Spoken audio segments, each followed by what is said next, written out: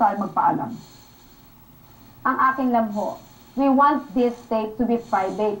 Actually, yung anak ko since December, naghihiling na yan. In fact, pinapasama ko yan kay Father Suarez. And in fact, tinawagan pa niya si Katrina na maghiling siya. Alam ko mabait yung anak ko. Pero,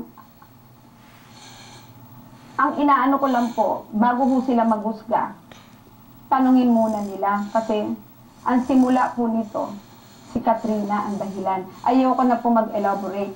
Ayoko na. Kasi, Katrina, alam ko na. Si Omar, na bodyguard mo ngayon, bodyguard mo ngayon, na kasama-sama mo, na kasama-sama mo, yan ang nagbibigay sa'yo. Alam ko na lahat ng istorya. Sige po. Maraming salamat po. Ayoko na magsalita. Maraming salamat po, Ginang po, sa inyong pagpapaunlak sa amin at magandang gabi po. At bago po magpaalam ang TV